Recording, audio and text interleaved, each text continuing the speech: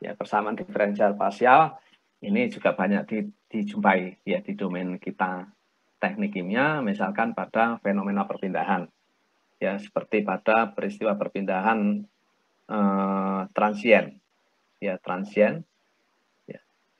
Misalkan begini, transien itu adalah misalkan ada suatu slab ya, slab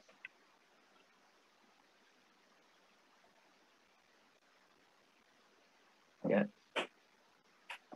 Ini tapi ini nggak usah lah ini karena ini apa, atau kalau untuk gambaran aja mungkin ya tak gambarkan saja ya. Contohnya itu ini. Jadi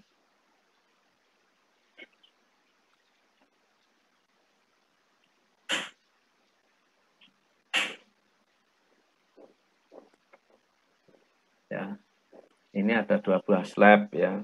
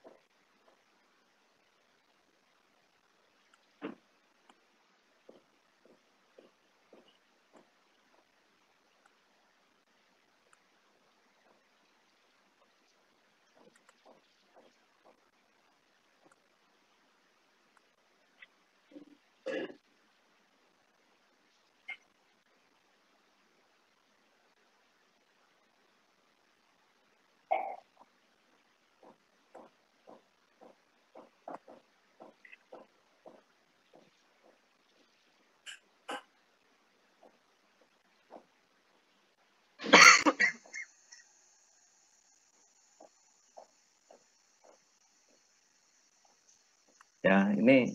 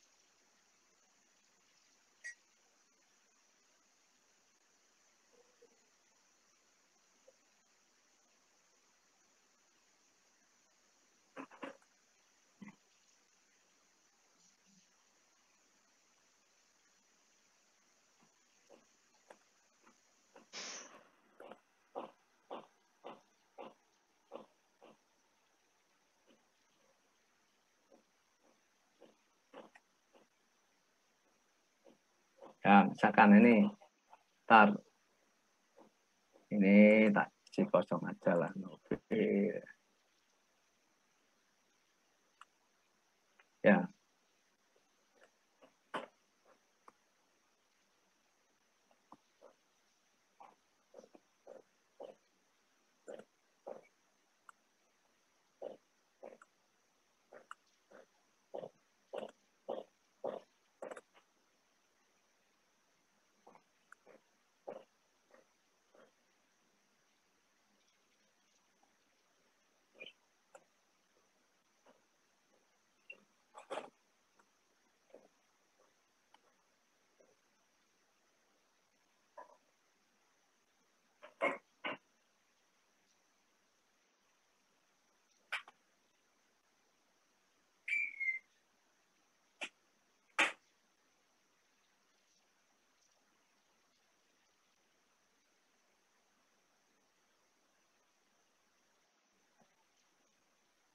ya.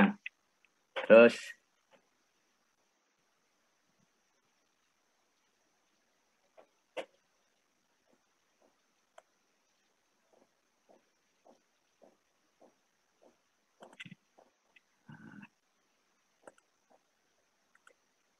oke.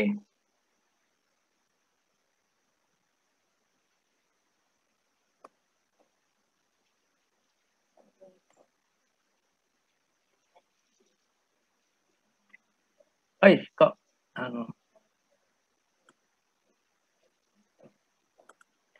apa karena kita mulainya telat ya?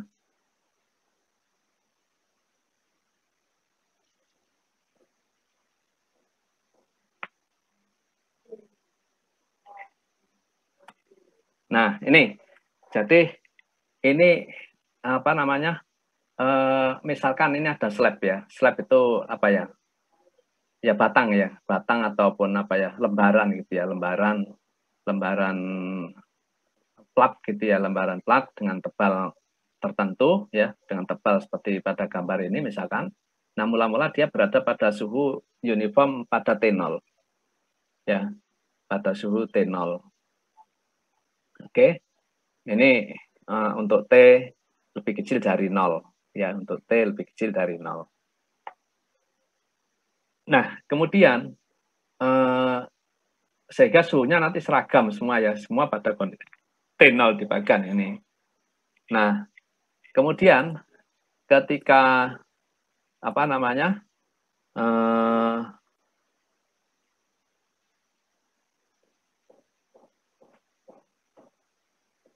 ya, nah ketika pada saat T0 ya, pada saat T0, kemudian suhu di salah satu permukaannya itu dinaikkan dan dijaga konstan pada T1 ya, pada suhu T1 ya. Nah, sehingga kalau itu waktu terus berjalan ya, kemudian panas penetrasi ke dalam slab ya. Nah, sehingga bagian di bawah permukaan yang suhunya tinggi itu akan juga ikut naik ya, tapi belum sama. Jadi masih pada sampai T tertentu. Kemudian semakin dalam lagi juga sama, ya suhunya akan naik lagi, semakin dalam naik lagi, tapi sampai kedalaman tertentu itu T masih sama dengan T0. Jadi belum terpengaruh oleh penetrasi panas. Ya, oleh penetrasi panas. Nah, sehingga di situ ya, maka profil suhu itu dengan apa pada kondisi itu akan menjadi kondisi yang akan merupakan fungsi dari apa namanya posisi, yaitu X, misalkan kada X atau Y atau ya posisi jarak ya X, kemudian juga masih tergantung dari T ya. Nah, semakin besar T maka penetrasinya semakin dalam, semakin besar T penetrasinya semakin dalam ya. Nah, seperti itu. Nah, sehingga di situ profil suhu itu merupakan fungsi apa waktu dan fungsi dari jarak atau posisi ya. Nah, sehingga kalau ini dibuat suatu neraca panas ya, dibuat suatu neraca panas pada sistem ini ya, atau bahwa persamaan panas yaitu bahwa akumulasi ya itu sama dengan net efflux ya, efflux panas ya, yaitu yang masuk dan yang keluar ya. Kemudian ditambah dengan laju generasi. Nah, karena di sini tidak ada generasi panas ya, maka laju generasi panas adalah sama dengan 0 ya. Nah, sehingga ketika persamaan neraca panas itu diterapkan pada sistem seperti ini, itu akan dihasilkan suatu persamaan diferensial yang variabel bebasnya adalah waktu atau T dan posisi atau jarak yaitu X. Ya, itu. Ini contoh dari apa namanya persamaan diferensial parsial. Oke, itu ada nanti kalau Anda belajar transport fenomena lanjut ya, itu nanti akan diberikan itu. Nah, oke. Nah, ini ya. Jadi persamaan diferensial parsial ya, itu adalah merupakan suatu ekspresi ya atau suatu fungsi yang menyatakan laju perubahan. Ya, laju perubahan. Ya, terhadap dua atau lebih variabel bebas. Ya. Nah, tadi misalkan itu adalah contohnya adalah untuk variabel bebasnya adalah waktu dan posisi atau jarak. Ya, posisi atau jarak. Misalkan waktu 1 berarti 2, jarak itu bisa 1, bisa 2 atau lebih ya. Kalau jarak ruang berarti ada 3 ya, berarti ada X, Y, Z, misalkan begitu. Tapi yang paling sederhana adalah untuk jarak itu satu variabel misalkan X ya, seperti pada kasus pemanasan slab tadi ya. Nah, bentuk umum persamaan diferensial parsial itu bisa dinyatakan seperti pada persamaan ini ya, yaitu apa namanya?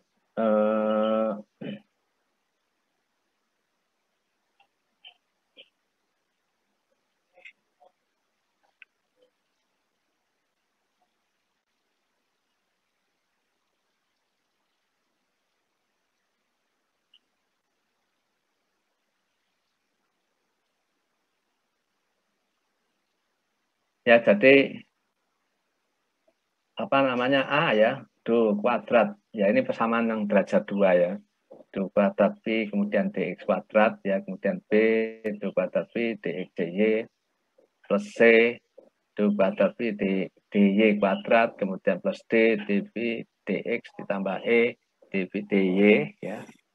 Kemudian ditambah F, B, dan plus G sama dengan 0. Ini persamaan umum ya. Jadi persamaan umum untuk persamaan diferensial parsial. Berarti di sini ada variabel bebasnya adalah X dan Y. Nah, kemudian konstanta-konstanta A, B, C, D, E, F, dan G itu bisa merupakan fungsi ruang ya. Ya, fungsi ruang ya. Yaitu X, Y, kemudian juga bisa merupakan variabel tak bebas V, kemudian juga turunannya juga ya bisa merupakan fungsi-fungsi itu untuk A, B, C, D, E, F, dan G-nya. Ya. Nah, ini tergantung fenomena yang sedang dimodelkan. Ini hanya bentuk umum dari persamaan diferensial parsial dengan variabel X dan Y, variabel bebasnya.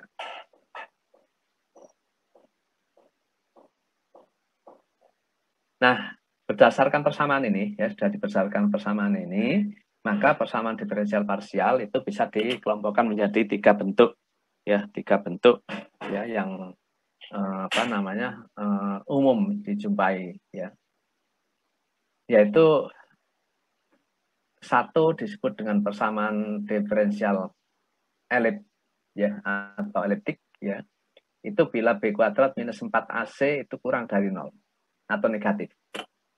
Ya. Ya, jadi persamaan diferensial parsial atau PDP itu masuk kategori atau kelompok eliptik, ya persamaan eliptik bila B kuadrat minus 4AC kurang dari 0. Ya. Dan ini biasanya persamaan eliptik ini ya biasanya dijumpai dalam suatu persoalan atau fenomena kesetimbangan, ya bukan fungsi waktu atau suatu fenomena pada kondisi steady state. Ya. Ini. Ya, jadi bahwa persamaan eliptik itu adalah persamaan diferensial parsial untuk kasus fenomena steady state. Jadi hanya merupakan fungsi ruang saja. Contohnya begini. Ya. Aduh, ini jadi persoalan lain. Anu aja saya ceritakan saja ya. Jadi misalkan Anda punya pipa ya, pipa dari besi, kemudian dia dibungkus dengan heater pemanas. Ya, pemanas. Nah, kemudian di dalam pipa itu dialirkan. Misalkan pipa itu dipasang vertikal ya, kemudian dia diisi ya dialirkan air misalkan gitu. Nah, kemudian dari dinding disuplai panas dari heater tadi ya dengan laju tertentu atau Q ya, di mana Q akan dipindahkan melalui dinding pipa dengan cara konduksi. Ya. Nah, sehingga kalau misalkan alirannya adalah laminer, ya alirannya sangat laminer, ya lambat, Sehingga perpindahan panas di dalam liquida atau air yang mengalir di dalam pipa itu merupakan suatu fenomena perpindahan